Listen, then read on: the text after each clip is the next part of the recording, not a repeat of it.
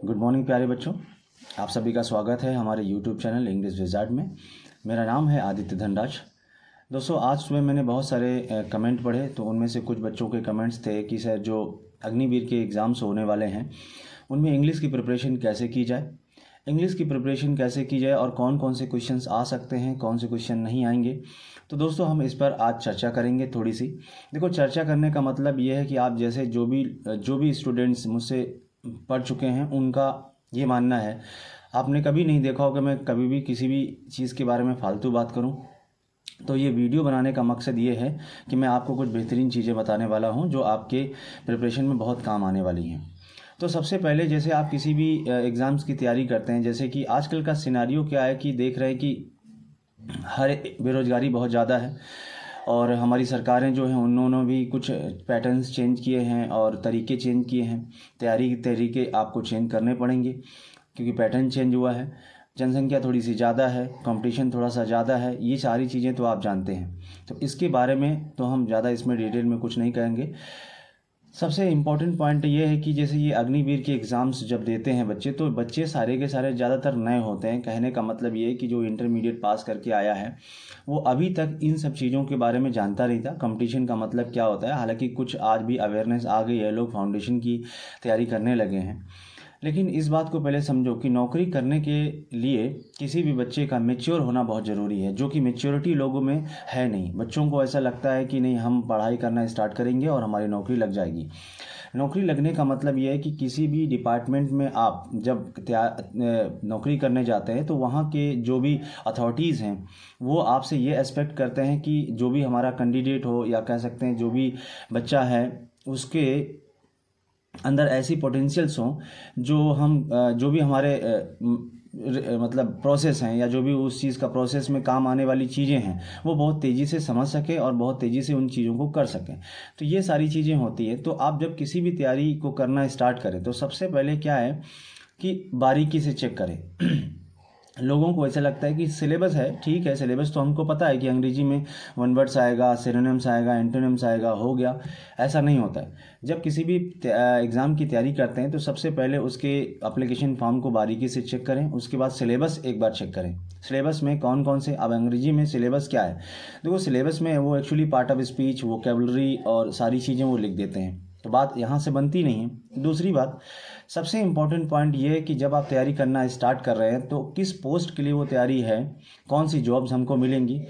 सबसे पहले जैसे आप एक्स ग्रुप, वाई ग्रुप या एयरफोर्स, नेवी हो सकता है, इंडियन कोस्ट गार्ड या आर्मी क्लर्क हो सकता है। तो ये जो भी पोस्टें हैं, इन पोस्टों पर जो लोग काम करते हैं, है ना, उनका लाइफ स्टाइल क्या है ना, उनके बारे में पहले समझो।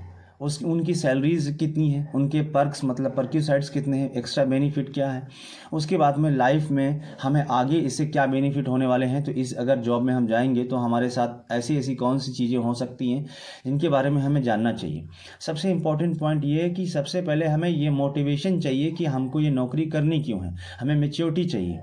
उसके बाद तैयारी करना स्टार्ट करो। उसके लाइफ स्टाइल के बारे में समझो पहले। ऐसा नहीं है कि लाइफ स्टाइल के बारे में कुछ पता नहीं है, सिर्फ तैयारी करना स्टार्ट कर। देखिए, होता क्या है कि जब हम किसी भी चीज़ के बारे में जान जाते हैं तो उनके हर पहलू पर हम काम करना स्टार्ट करते हैं। जैसे बहुत सारे बच्चे हैं, पढ़ना स्टार्ट कर देते हैं लेकिन उन्होंने कभी भी अपना मेडिकली चेकअप नहीं करवाया, मेडिकल फिट हैं या नहीं भी हैं, वो फिजिकल फिटनेस में खरे उतरते हैं या नहीं, दौड़ पाते हैं या नहीं, चश्मे लगे हुए हैं, तंबाकू, गुटखा, सिगरेट पीते हैं। बहुत सारी ऐसी चीज़ें हैं जो वो करते भी हैं, उन्हें ऐसा लगता है कि हमारी जॉब लग जाएगी और हम जॉब में चले जाएंगे। तो ऐसा नहीं है।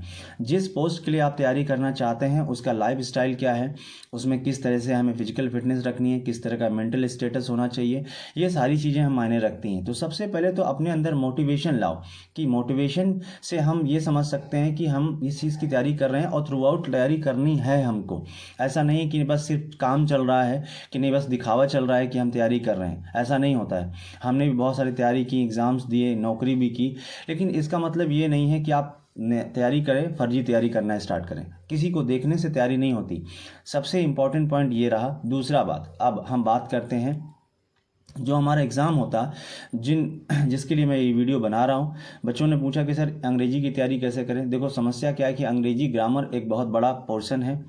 अंग्रेजी ग्रामर का मतलब ये हुआ कि जैसे इंडियन एयरफोर्स या आर्मी या जो भी अग्निवीर के एग्जाम्स होते हैं, महज 20 क्वेश्चन इंग्लिश के आते हैं। अब इसमें ग्रामर के इतने कंटेंट्स हैं, जैसे मतलब ग्रामर हम अगर देखें तो फिल इन द ब्लैंक्स है, सेंटेंस इंप्रूवमेंट है, एरर्स असाइनमेंट्स हैं, पैराजम्बल्स हैं, PQRS जो आया करता है, पैसेज भी है, क्लोज टेस्ट भी है। उसके बाद इन सभी चीज़ों के बाद में वोकेबलरी भी बहुत ज़्यादा लंबे प्रोसेस में आती है। मतलब उनके कंटेंट्स कई हो गए, synonyms, antonyms, one word substitution, idioms, homophones, homonyms, word formation का स्पेलिंग या आइडेंटिफिकेशन कह सकते हैं कि शब्दों का पार्ट में नाउन, प्रोनाउन या वर्ब या एडवर्ब, इसके आइडेंटिफिकेशन आते हैं।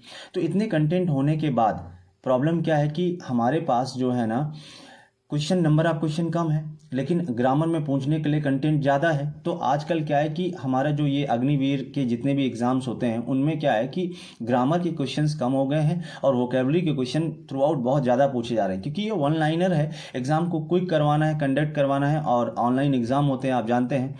लेकिन प्रॉब्लम क्या है कि किसी भी बच्चे के लिए अंग्रेजी में एक रीडिंग वैरायटी जिसको बोलते हैं, रीडिंग कॉम्प्रहेंशन जैसे होता है। मतलब कोई भी बच्चा है उसको अंग्रेजी रीड करना आना चाहिए, मतलब कि वो उस पैसेज को पढ़े और उसको समझ ले।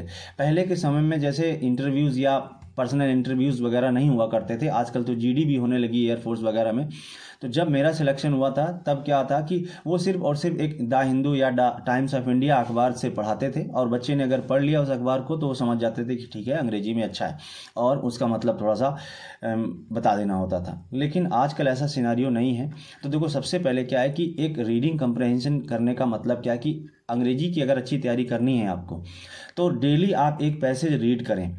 पैसेज रीड करने का मतलब रीड करना बोला है, ना कि पैसेज के आंसर करना। इस बात को पहले समझो। बच्चे क्या करते हैं कि पैसेज को रीड करते हैं और रीड करने के बाद उनके आंसर निकालते हैं, टिक मार के बैठ जाते हैं। आपको पढ़ना है सिर्फ। आप पैसेज के क्वेश्चंस पर मत जाइए, सिर्फ और सिर्फ पैसेज को समझिए कि ये जो है इसका मतलब क्या है और इससे क्या हमें मीनिंग निकलता है। जब आप लगातार 1 या 2 या 3, 2 कम से कम पैसेज, आप 10 या लाइनें होती हैं, इतने पैसेज को पढ़ना है। आप यकीन नहीं करोगे, मैंने लास्ट टाइम से बहुत 10 या 11 सालें हो गई पढ़ाते हुए, लेकिन मैंने जितने भी पैसेज पर काम किया, कई बार बुकलेट्स ऐसी मैंने बनाई हैं जिसमें क्या है कि मैंने जो भी पैसेज सेलेक्ट करके, जैसे कि कुछ इंडियन जैसे NDA वगैरह है, जैसे CDS वगैरह है, SSC के कुछ एग्ज़ाम्स, MTS या इस तरह के एग्ज़ाम्स हुए, उनसे जो मैंने पैसेज निकाल के रखे, हूबहू वही पैसेज कई बार पूछे गए। तो सिर्फ लास्ट ईयर के ही पैसेज, और बच्चे को सबसे इंपॉर्टेंट चीज़ है पैसेज अगर हो जाता है उसका, तो वो बहुत तेज़ी से चीज़ें कर सकता है, क्योंकि पैसेज कई बार इतना टाइम भी नहीं होता है और लोग जल्दबाजी में पैसेज को सही से, इसी वजह से आदत पहले से डालिए। पैसेज हो गया। ग्रामर में अगर देखा जाए, सबसे ज़्यादा ग्रामर जब पूछा जाएगा तो अब ग्रामर के कंटेंट बहुत ज़्यादा है। फिल इन द ब्लैंक्स हो गया, इम्प्रूवमेंट हो गया, एरर्स हो गया। तो ये सारे क्वेश्चंस नहीं पूछे जा सकते क्योंकि नंबर ऑफ क्वेश्चन कम है। तो एक टॉपिक सबसे ज़्यादा तैयार करना है आपको, एक प्रीपोजिशन का टॉपिक तैयार जरूर करिएगा, क्योंकि ग्रामर में जो भी पूछा जाएगा वो प्रीपोजिशन से ही पूछा जाता है। प्रीपोजिशन में खासकर फिक्स प्रीपोजिशन, मतलब जो भी नाउन है या जो वर्ब है या एडजेक्टिव है या एडवर्ब है, इनके साथ कौन सा फिक्स प्रीपोजिशन आता है यही पूछा जाएगा। सिर्फ और सिर्फ प्रीपोजिशन की ऊपर फोकस करिए। टाइम एंड टेंस जैसे है, वॉइस है, नरेशन है, ये जो कंटेंट हैं, इन कंटेंट को बच्चे बहुत आसानी से कर लेते हैं। लेकिन प्रीपोजिशन के क्वेश्चन, अगर कई बार क्या हुआ कि 3 क्वेश्चन आया और तीनों प्रीपोजिशन के हुए, तो आप ध्यान दो, ग्रामर में सिर्फ 3 या 4 चैप्टर पढ़ने की ज़रूरत है, क्योंकि तैयारी अगर आपको समय नहीं है आपके पास एक प्रीपोजिशन और एक आपका वॉइस और एक नरेशन, ये 3 जो चैप्टर हैं, इनमें से आपको महज 6 क्वेश्चन मिल जाएंगे, क्योंकि एक आपका वॉइस आएगा, एक नरेशन आएगा, कम से कम 2 या 3 प्रीपोजिशन के क्वेश्चन मिल जाएंगे। पैसेज 5 नंबर का आएगा। इसके अलावा आप यकीन करो कि अब हमारे एग्जाम्स में ग्रामर एक्चुअली नहीं पूछा जाता है। आप सारे के सारे कंटेंट जो होंगे वो वोकैबुलरी के होंगे, जैसे कि एक सिनोनिम्स, एक एंटोनिम्स, 2 हो गए, एक वन वर्ड सब्स्टिट्यूशन 3, एक ईडियम्स, एक हो गया 4, एक स्पेलिंग हो गया 5, और उसके बाद में एक वर्ड फॉर्मेशन का क्वेश्चन, जैसे कि कोई शब्द दिया गया है, उसका नाउन क्या है, उसका वर्ब क्या है, उसका एडजेक्टिव क्या है, ये पूछ लेता है। तो आप देखिए 6 तो यही हो गए, 6 और 6 12 और 5 17, लगभग 17-18 क्वेश्चन तो ये हो गए। एक पैराजंबल का जो हो गया PQRS, जो कि 4 सेंटेंसेस दिए जाते हैं, उन सेंटेंसेस को हमें कैसे रीअरेंज करना है, एक मीनिंगफुल स्टोरी बनानी है, वो आ गया, तो 19 हो गए। एक दो क्वेश्चन हो सकता है कि आपके जो क्वेश्चन हैं वो मान लीजिए कभी एरर्स आ सकता है, इस तरह के क्वेश्चंस वो और भी एक्स्ट्रा डाल सकता है, लेकिन जो मैंने आपको बताया है यही आपका एक मेन पैटर्न है, ज़्यादा कुछ भी करने की ज़रूरत नहीं है। और दूसरी बात, जितने ज़्यादा क्वेश्चन कर सकते हैं, जैसे लास्ट ईयर के क्वेश्चन है, उस तरीके का कोई भी एग्ज़ाम है तो वो आप करिए। जैसे कि एयरफोर्स, आर्मी या जितने भी अग्निवीर के एग्ज़ाम्स होते हैं ना, उनका तैयारी करने के लिए सबसे इम्पोर्टेंट चीज़ ये है कि जो यूपीएससी के वेबसाइट पर आप जाएं, बहुत बेहतरीन चीज़ मैं आपको बता दे रहा हूं, शायद कोई आपको नहीं बताएगा। यूपीएससी के वेबसाइट पर जाने के बाद आपको लास्ट ईयर के पेपर डाउनलोड करने हैं। जैसे आईएएस ऑफिसर्स, आईएएस के एग्ज़ाम्स होते हैं, एनडीए सीडीएस के एग्ज़ाम होते हैं ना, उस सेक्शन में जाना है। उसमें एक एग्ज़ाम होगा CAPF, central armed police force, उसमें असिस्टेंट कमांडेंट के एग्ज़ाम्स हुआ करते हैं। असिस्टेंट कमांडेंट का जो सेकेंड पेपर होता है उसमें इंग्लिश के पोर्शंस दिए जाते हैं, इंग्लिश होती है, लेकिन उसमें प्रेसी, एसे और ये सारी चीज़ें छोड़कर जब आप क्वेश्चन नंबर 6 पर पहुंचेंगे तो उसमें 15 नंबर का ग्रामर और वोकेबलरी आता है। आप यकीन करो कि यूपीएससी की जो असिस्टेंट कमांडेंट के लास्ट ईयर के पेपर है, आप 20-25 जितने भी डाउनलोड कर सकते हैं इंटरनेट के माध्यम से, और उसमें जो सेकेंड पेपर अंग्रेजी का है उसके सारे ग्रामर और वोकैब के क्वेश्चन आप एक डायरी, एक बढ़िया सा नोट्स बना लीजिए और सॉल्व करते जाइए। आप यकीन करेंगे जब भी आपका एयरफोर्स का या किसी भी अग्निवीर के सेक्शन का कोई भी एग्ज़ाम हो, अंग्रेजी का एक पेपर आपका बहुत ही अच्छा निकलेगा। समझ पाए ना? तो ये एक कुछ बच्चों का कहना था कि सर किस तरह से तैयारी करें, इसलिए मैंने आपको एक छोटा सा वीडियो बनाया है। दोस्तों, वीडियो को देखने के लिए बहुत बहुत धन्यवाद, बहुत बहुत प्यार देने के लिए धन्यवाद। अगर और भी कोई भी आपकी क्वेरी है या किसी भी तरीके से कोई भी चीज़ पूछना चाहते हैं तो आप हमें कमेंट करके बताएं, आपको वो वीडियो मिल जाएगा। Thank you so much.